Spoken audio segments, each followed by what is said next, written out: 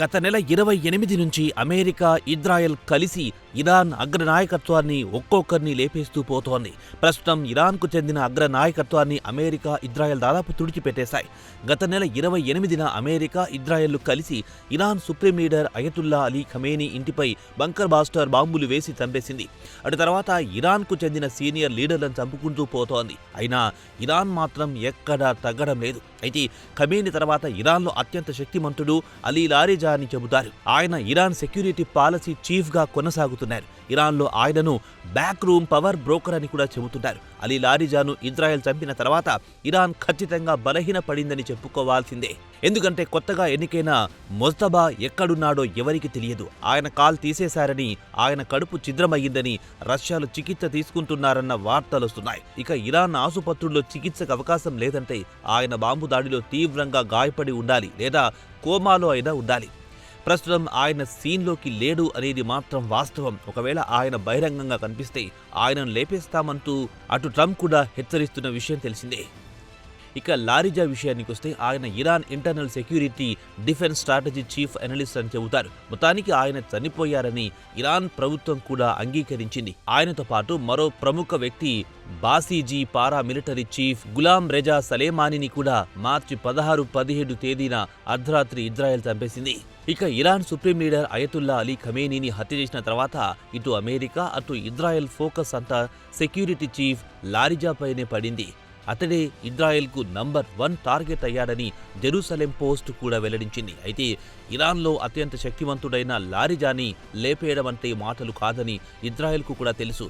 ఎందుకంటే ఆయనకు పలు వలయాల కట్టుదిట్టమైన భద్రత ఉంటుంది. అది కాకుండా అతనికి తెలుసు ఇజ్రాయెల్ తనను టార్గెట్ చేసిందని. ఆయన కూడా ముందస్తు జాగ్రత్తలు పాటిస్తూ వస్తున్నాడు.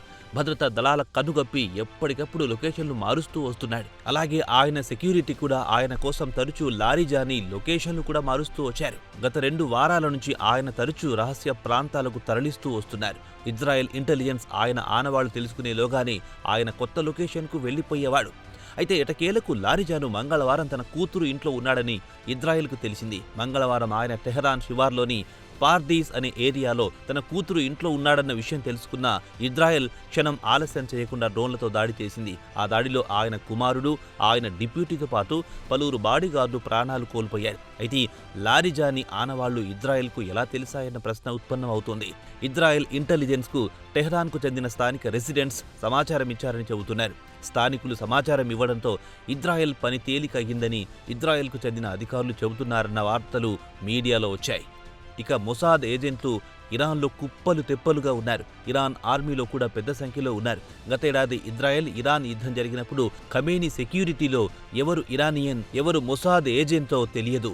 ఎవరిని నమ్మాలో ఎవరిని నమ్మొద్దో తెలియక తీవ్ర ఇబ్బందులు పడ్డారు. అందుకే ఆయన ఎక్కడున్నాడో మూడో కంటికి తెలియకుండా జాగ్రత్త పడేవారు. ఇరాన్ ఆర్మీతో పాటు టెహరాన్లో మొసాద్ ఏజెంట్లు పెద్ద సంఖ్యలో ఉన్నారని పెద్ద ఎత్తున వార్తలొచ్చాయి. అయితే అలీ లారిజాని హత్య చేశారన్న పెద్ద ఎత్తున వార్తలొస్తున్నా ఆయన మాత్రం వాటిని పట్టించుకోకుండా పలుమార్లు బహిరంగంగా టెహరాన్ వీధుల్లో కనిపించారు.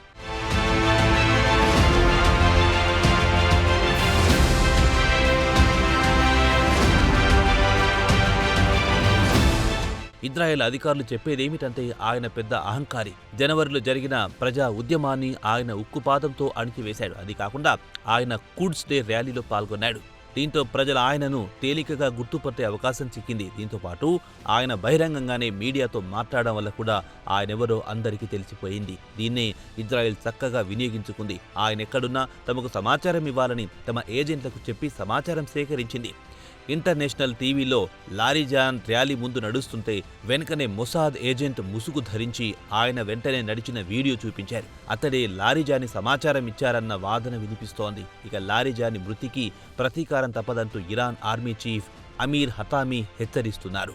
ప్రస్తుతం ఇరాన్ పరిస్థితి ఎలా ఉందంటే అగ్రనాయకత్వం పూర్తిగా తుడిచిపెట్టుకుపోయింది. రాజకీయ నాయకులను ఒక్కొక్కరిని లేపేసింది ఇజ్రాయెల్. ఇరాన్ రక్షణ మంత్రి నుంచి national defence council, IRGC commander వరకు ఒక్కొక్కరిని విడిచిపెట్టకుండా ఇజ్రాయెల్ మట్టుబెట్టింది.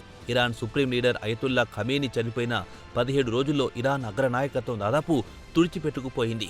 ఇక లారిజానితో పాటు Basij paramilitary force chief Gholam Reza సలేమానీని కూడా పోవడంతో ఇరాన్లో అత్యంత శక్తివంతమైన నాయకులు లేకుండా పోయారు. బుధవారం నాడు Israel defence minister Israel Katz మీడియాతో మాట్లాడుతూ ఇరాన్ ఇంటెలిజెన్స్ మినిస్టర్ ఇస్మాయిల్ కాటీబీని మంగళవారం రాత్రి చంపేశామని చెప్పారు. కాటీబీని ఎలా చంపేసింది వివరించి తర్వాత ఇక ఇరాన్లో తమ ఆపరేషన్ దాదాపు పూర్తయిందని చెప్పుకొచ్చారు.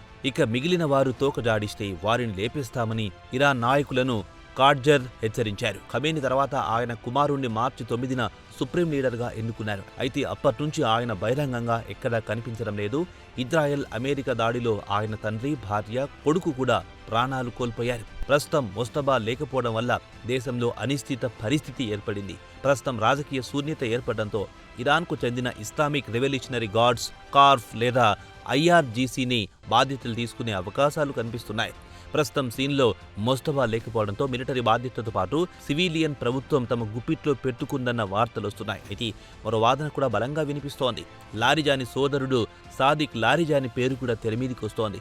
ప్రస్తుతం ఆయన ఎక్స్పీడియన్సీ డిసైర్మెంట్ కౌన్సిల్ చైర్మన్గా వ్యవహరిస్తున్నారు.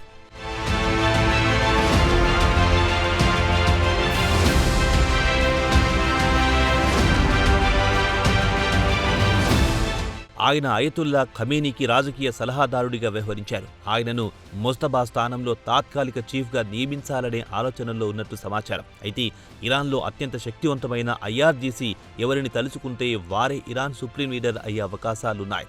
ముస్తబా లేదంటే సాదిక్ లారిజానికే అవకాశాలు ఎక్కువగా ఉన్నాయని మిడిల్ ఈస్ట్ రాజకీయ పరిశీలకులు చెబుతున్నారు. దీనికి కారణం కూడా లేకపోలేదు. ఐఆర్జీసీతో కలిసిపోయే వ్యక్తి కావాలి, వారు చెప్పినట్టు వినాలి. అది కాకుండా ఆయన ఐఆర్జీసీని ఎదురించే అవకాశం లేదు, వారు చెప్పినట్టు వినాలి.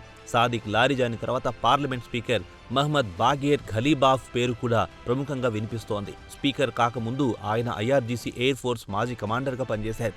ఆయన తరచూ టీవీలో కనిపిస్తూ ఇటు అమెరికా అటు ఇజ్రాయెల్ను శాపనార్థాలు పెడుతుంటాడు. ఇక ముస్తబా లేడు కాబట్టి ఇక ఇరాన్లో అధికారం మొత్తం ముగ్గురి చేతిలో ఉంటుంది. అది ప్రెసిడెంట్ మసూద్ పెజెష్కియన్, సీనియర్ మత గురువు Alireza Arafi, judiciary chief Gholam Hosseini Mohseni Ejei. అయితే అక్కడ కూడా రాజకీయాలు శరవేగంగా మారుతున్నాయి. కాగా IRGC commander Ahmad Vahid Mojtaba ఖమేనీని సుప్రీం లీడర్గా ప్రకటించారంట.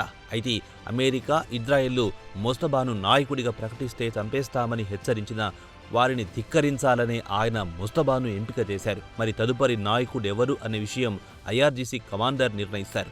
ఆయన ఎవరు పేరు చెబితే వారే సుప్రీం లీడర్. మరి ఇరాన్ సుప్రీం లీడర్ సస్పెన్స్కు ఎప్పుడు తెరపడుతుందో వేచి చూడాలి.